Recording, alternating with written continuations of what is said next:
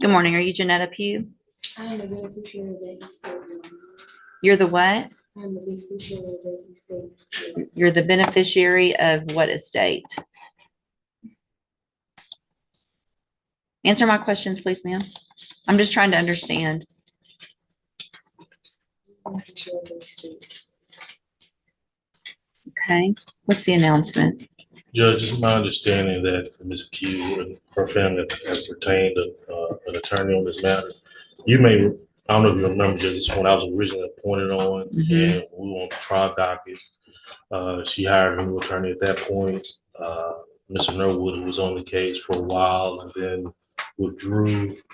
And once, recently, when the case came back to me, I visited with her, and I was told that they did retain another attorney.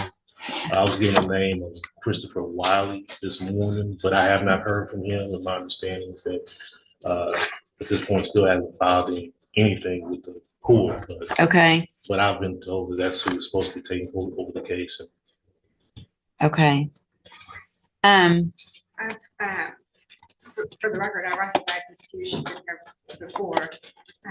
I do as well, for the record. And I looked into Mr. Christopher Wiley. I can't find that person as a practicing lawyer in the state bar page. And I have not been contacted by anybody on Ms. Pugh's behalf.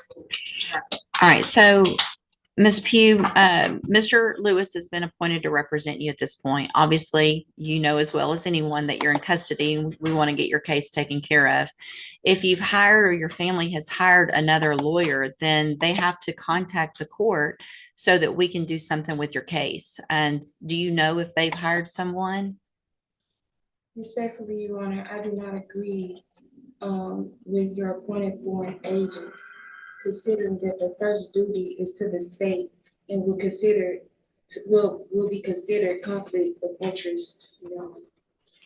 Okay, so if you don't want, the only thing I can do, I'm appointing an attorney to you to help you, right?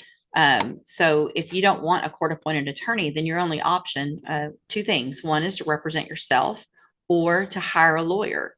So if you don't like the way it works, then you do something different. So are you, listen to what I'm saying. Are you either going to represent yourself? Or are you going to let Mr. Lewis represent you? Or are you going to hire someone? Objection, Your Honor. Respectfully, is this a court of record? It is a court of record. So your objection's overruled. Okay. Respectfully, Your Honor, where is the verified claim that is being placed against my trust? It's right here. It's called an indictment.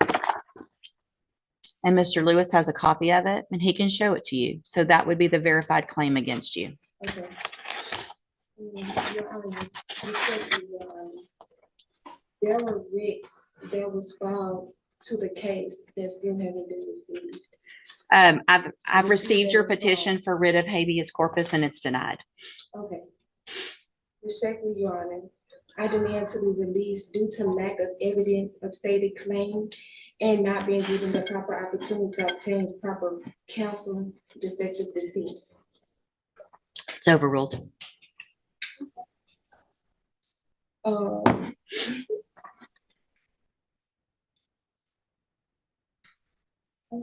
You're running out, aren't you? No, it's fine. So here's the thing, Ms. Pugh.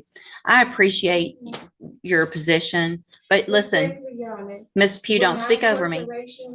Respectfully, Your Honor, for my incarceration. Ms. Pugh, just because you say respectfully does not mean that you get to interrupt me. That's disrespectful, right? Hang on, listen to me. Everything you have there is overruled. And here's one of the reasons why, is because you have a lawyer. And your lawyer will file the appropriate motion. You're interrupting me again, which is disrespectful.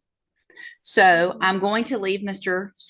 Lewis as your attorney unless you choose to represent yourself or hire someone else. I'm going to give you 2 weeks to determine what you're going to do. You can go back. You can go back with the bailiff. I do not agree or comply to your appointed. Go back. Agents. You already said that, and that's overruled. Go back with the bailiff. Get your own attorney or represent yourself if you don't like it.